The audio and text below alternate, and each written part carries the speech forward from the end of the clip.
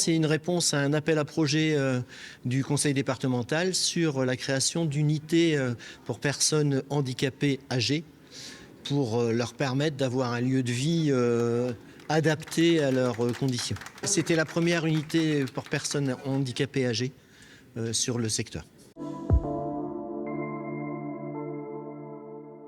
C'est des personnes avec un handicap psychique ou un handicap intellectuel qui ont 60 ans ou un petit peu moins sur dérogation d'âge.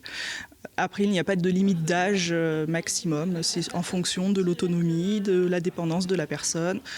Et pour qu'ils rentrent sur l'unité, il faut qu'ils soient quand même autonomes et indépendants, même s'il y a un accompagnement qui est prévu pour eux quand même.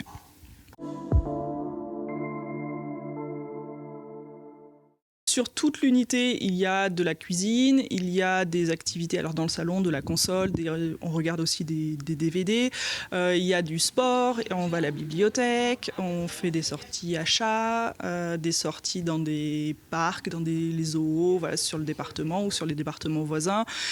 On s'adapte à ce qu'ils ont envie et à leurs demandes.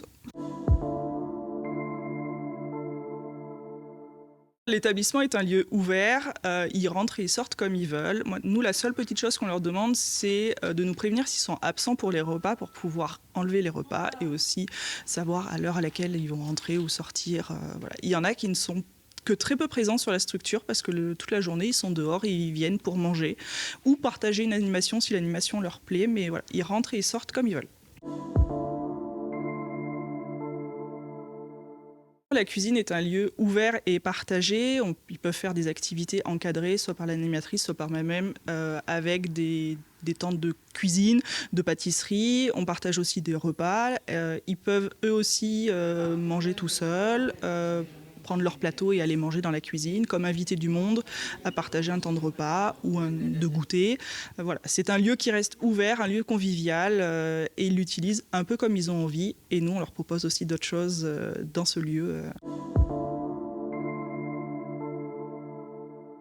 Ce lieu, il leur permet de continuer à vivre comme ils vivaient avant et de rentrer en institution de façon douce et surtout d'avoir un environnement sécurisé. Voilà, c'est surtout ça. Et après, petit à petit, quand ils sont en perte d'autonomie, ils vont sur l'EHPAD, sur la partie EHPAD.